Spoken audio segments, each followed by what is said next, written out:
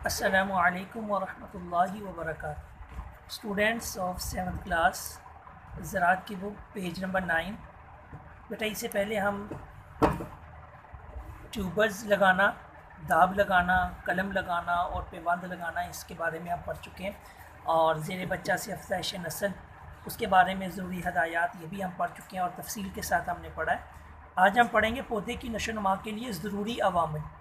पौधे की नशोनुमा के लिए माहौल में ज़रूरी अवामिल की ज़रूरत होती है, यानी जहाँ और बहुत से ज़रूरी अवामिल होते हैं, पानी चाहिए, खाद चाहिए, अच्छी मिट्टी चाहिए, वहाँ बेटा रोशनी नंबर 1 और दूसरा हरारत, दर्जा हरारत, ये बहुत मायने रखता है पौधे की नशोनुमा के लिए। और सेहतमंद और तंदुरुस्त पौधे की पहचान जो है उसके बारे में आज हम जो है ना वो थोड़ा सा डिस्कस करेंगे। तो शुरू करते हैं पौधे की नशोनुमा के लिए ज़रूरी अवामिल। तो सबसे पहले रोशनी। पौधों की नशोनुमा के लिए रोशनी बहुत ज़रूरी है। इसके अलावा फल पकने के लिए दूसरे अवामिल के साथ साथ रोशनी की भी ज़रूरत पड़ती है। ठीक है बेटा, पौधों के पत्ते पौधे के लिए खुराक तैयार करते हैं, यानी जो पौधे के पत्ते होते हैं ना, इन पर सूरज की रोशनी पड़ती है तो इनके ज़रिए पौधे का जो तना होता है ना उसको खुराक मिलती है।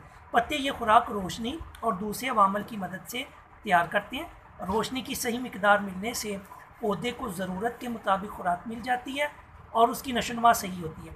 रोशनी बाज़ बीमारियों के लिए जरासीम मारने के लिए भी मुफीद होती है, यानी अगर सूरज की रोशनी पौधे पर सही पड़ेगी तो उससे जो जरासीम होंगे या छोटे जो कीड़े होंगे या कुछ ऐसी हशरात कहले होंगे जो पौधे को नुकसान पहुंचाते हैं, उनके जो है ना वो खिलाफ जो है ना वो काम आती है। यानी सूरज की रोशनी पौधे को सही नशोनुमा हासिल करने के लिए जो जरासीम होते हैं उनको मारने के लिए भी मुफीद होती है। जिस बाग के पौधे नहायत घने हों वहाँ रोशनी आसानी से नहीं पहुँच सकती, यानी जिस बड़े बाग के अंदर पौधे इतने घने हों कि एक पौधे के ऊपर दूसरा पौधा और सूरज की रोशनी हर पौधे के ऊपर ना पहुँच रही हो, तो उसके नतीजे में वहाँ जरासीम परवरिश पाकर पौधों की तबाही और बर्बादी का बायस बनते हैं। तो बेटा ये इस सारे से हमने जो पढ़ा कि रोशनी कितनी ज़रूरी है पौधे की नशोनुमा के लिए। तो बेटा आप उसका आंसर ये इधर से लेकर इधर तक आप लिखेंगे। तो ये लॉन्ग क्वेश्चन में आ सकता है, शॉर्ट भी आ सकता है कि मुख्तसर पूछा जा सकता है कि रोशनी कितनी ज़रूरी है पौधे की नशोनुमा के लिए। तो बेटा ये शॉर्ट क्वेश्चन भी आपको आ सकता है कि पौधे की नशोनुमा के लिए रोशनी कितनी ज़रूरी है, 1-2 लाइन के अंदर लिखें। तो आप ये लिख सकते हैं कि पौधों की नशोनुमा के लिए रोशनी बहुत ज़रूरी है। इसके अलावा फल पकने के लिए दूसरे अवामिल के साथ रोशनी की भी ज़रूरत पड़ती है। पौधे के पत्ते पौधे के लिए खुराक तैयार करते हैं, पत्ते ये खुराक रोशनी और दूसरे अवामिल की मदद से तैयार करते हैं। तो बेटा ये 1.5-2 लाइन जो है ना आप इसके अंदर लिख सकते हैं अगर शॉर्ट आपको क्वेश्चन आ जाए कि रोशनी पौधे के लिए कितनी ज़रूरी है। तो बेटा ये आप ये शॉर्ट क्वेश्चन लिखें। आपने ये शॉर्ट क्वेश्चन खुराक तैयार करता है और इधर तक बेटा ये शॉर्ट क्वेश्चन 2 लाइन का ये आपने कॉपी के ऊपर लिखना है। रोशनी पौधे की नशोनुमा के लिए कितनी ज़रूरी है उसके बारे में ये 2 लाइन आप बेटा लिखेंगे। बाकी लॉन्ग क्वेश्चन आ जाए तो फिर आपने बेटा मुकम्मल लिखनी होगी। Next page. ऐसा पौधा जो साये में रहने का आदी हो, अगर धूप में रखा जाए तो उसमें मंदरजा तब्दीलियाँ मुतवक्की हैं। नंबर 1 तना मोटा हो जाता है। नंबर 2 शाखें ज़्यादा फैल जाती हैं। नंबर 3 गांठों के दरमियानी हिस्से छोटे रह जाते हैं। नंबर 4 पौधे की जड़ें लंबी हो जाती हैं। नंबर 5 बुखारात के ज़रिए पानी का ज़िया होना शुरू हो जाता है। और नंबर 6 पौधे में नमकियात का इजाफा हो जाता है। नंबर 7 नबाताती बढ़ोतरी में कमी हो जाती है। तो ये है बेटा वो पौधा जो साए में रहने का आदी नहीं है, यानी साए में रहने का आदी है, धूप में रहने का आदी नहीं है। तो अगर उसे धूप में रखा जाए तो उसमें क्या क्या तब्दीलियाँ आएंगी। तो ये बेटा 7 पॉइंट है, ये आपने बेटा कॉपी के ऊपर लिखना है। 2 क्वेश्चन आज का काम आपने बेटा कॉपी के ऊपर लिखना है और इसको अच्छी तरह आपने याद भी करना है, यानी अगर लॉन्ग क्वेश्चन आ जाए तो आप इसको याद भी कर सकें और अगर शॉर्ट क्वेश्चन हो तो आप बेटा इसके यानी पॉइंट्स जो है ये भी लिख सकें और रोशनी पौधे के लिए कितनी ज़रूरी है ये भी आप लिख सकें। ठीक है बेटा, तो ये बेटा आपने लिखने का काम। चलिए ऐसे करते हैं, आप सिर्फ एक क्वेश्चन लिखें, रोशनी पौधे के लिए नशोनुमा के लिए कितनी ज़रूरी है, ये क्वेश्चन 2 लाइन का ये आप सिर्फ लिख लें और बाकी इसको याद करें। और वो पौधा जो धूप साए में रहने का आदी है, अगर धूप में रखा जाए तो क्या तब्दीलियाँ वाक़ई होती है, ये भी बेटा आप पॉइंट याद कर लें। आप ना लिखें, सिर्फ एक क्वेश्चन लिख लें, बाकी आगे हम पढ़ते हैं। दर्जा हरारत, दूसरी चीज़ जो पौधे की नशोनुमा के लिए ज़रूरी है बेटा वो है दर्जा हरारत। दर्जा हरारत आबो हवा का एक अहम जुज़व है। किसी फल या फसल के लिए दर्जा हरारत बड़ी अहमियत का है। मसलन आम, केला, संतरा, माल्टा, अनानास वगैरह हर इलाके में इसलिए काश्त नहीं होते कि इन फलों की कामयाब काश्त के लिए 56 सेंटीग्रेड दर्जा हरारत दरकार होता है। तो बेटा ये दर्जा हरारत कई ऐसे फल हैं जिनको ज़्यादा चाहिए, ज़्यादा धूप, ज़्यादा गर्मी चाहिए। ठीक है बेटा। तो इसी तरह पहाड़ी इलाकों में फलदार पौधे मसलन सेब, नाशपाती वगैरह मैदानी इलाकों में दर्जा हरारत ज़्यादा होने की वजह से मुनासिब नशोनुमा नहीं पाते। यानी इधर हमारे इलाकों के अंदर सेब, नाशपाती क्यों नहीं होती, इधर दर्जा हरारत ज़्यादा है। यहाँ क्या चाहिए, यहाँ ज़्यादा आम, केला, संतरा, माल्टा, अनानास ये इधर चाहिए क्योंकि इन्हें दर्जा हरारत ज़्यादा चाहिए होता है। तो मज़ीद बना कुछ फल ऐसे हैं जिन्हें काफ़ी अर्से तक ज़्यादा दर्जा हरारत दरकार, मसलन खजूर। इसके मतलब मशहूर है कि इसका सर आग में और पाँव पानी में होने चाहिए, यानी ऊपर वाला हिस्सा उसको धूप अच्छी लगनी चाहिए और पाँव पानी में होने चाहिए, यानी जड़ें उसकी जो है ना पानी उसको मिलता रहे। इस वजह से खजूर की बहुतात यानी बहुत कम इन इलाकों में होती है। जो सख्त गर्म हो और जहाँ पानी मुयसर हो तो वहाँ बेटा ये ज़्यादा होती है। ठीक है बेटा। तो ये बेटा क्वेश्चन बनेंगे कि वो कौन से फल हैं जो ज़्यादा दर्जा हरारत वाले इलाकों में ज़्यादा काश्त होते हैं।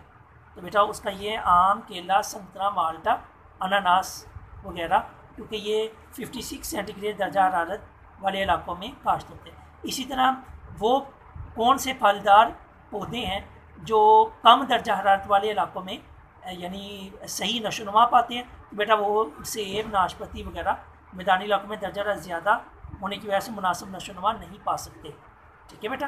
पहाड़ी इलाकों के फलदार पौधे ना मैदानी इलाकों में यानी हमारे इधर इलाकों में ये दर्जा हरारत ज़्यादा होने की वजह से नशोनुमा नहीं पा सकते। तो बेटा ये दो क्वेश्चन आप बनाएंगे। नंबर 1, वो कौन से फल हैं जो ज़्यादा दर्जा हरारत वाले इलाकों में काश्त होते हैं। तो बेटा आम, केला, संतरा, माल्टा, अनानास वगैरह ये हैं। ठीक है बेटा।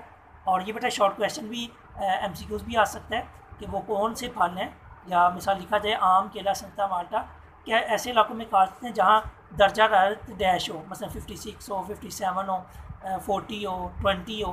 बेटा ये MCQs भी आपको आ सकते हैं। और दूसरा इस क्वेश्चन आप लिखेंगे कि वो कौन से फल हैं जो कम दर्जा हरारत वाले इलाकों में यानी ज़्यादा नशोनुमा पाते हैं। तो वो ये पहाड़ी इलाकों के फलदार पौधे मसलन सेब, नाशपाती वगैरह ये कम दर्जा हरारत वाले इलाकों में नशोनुमा पाते हैं। ठीक है बेटा। तो ये दो क्वेश्चन ये और एक रोशनी वाला, ये 3 क्वेश्चन बेटा आपने लिखने। आगे थोड़ा सा पढ़ लेते हैं। बाज़ अच्छी ज़मीनों में इसलिए काश्त नहीं किए जाए क्योंकि इन इलाकों का दर्जा हरारत इतना कम हो जाता है कि फूल और फल लगने के वक्त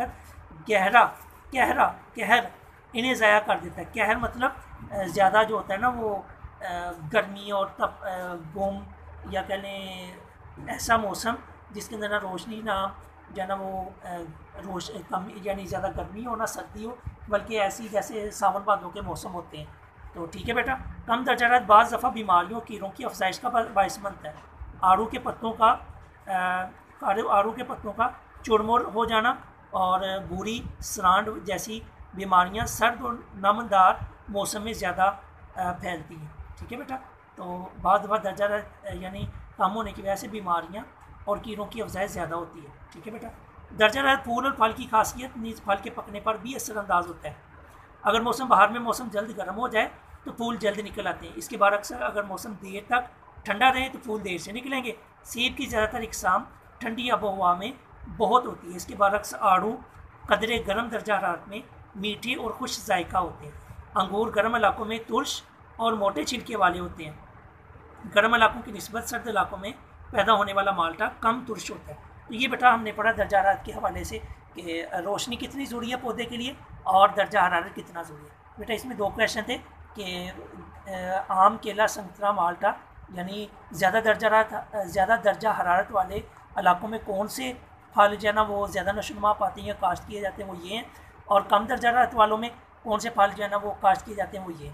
और उसके अलावा बेटा कम दर्जा हरारत के नुकसानात क्या हैं। ये बेटा एक क्वेश्चन आप ये भी लिखेंगे कि कम दर्जा हरारत होने की वजह से पौधों पर या क्या उसको कहते हैं फूलदार जो पौधे होते हैं उन पर क्या असरात होते हैं। ठीक है बेटा। तो ये कम दर्जा हरारत की वजह से बीमारियां और कीड़ों की अफजाइश का बायस बनता है। आड़ू के पत्तों को चूरमुर हो जाना और बुरी सांड जैसी बीमारियां सर्द और नमदार मौसम में ज़्यादा फैलती हैं। तो ये बेटा आप क्वेश्चन लिखें। कम दर्जा हरारत होने की वजह से फूलदार पौधों यानी फलदार पौधों पर क्या असरअंदाज होते हैं, कम दर्जा कितना नुकसानदेह होता है फलदार पौधों के लिए। आप कोई भी क्वेश्चन बना सकते हैं। ठीक है बेटा, तो आज के लिए इतने पढ़ते हैं, बाकी इंशाल्लाह फिर पढ़ेंगे। अस्सलामु अलैकुम व रहमतुल्लाहि व बरकातुहू।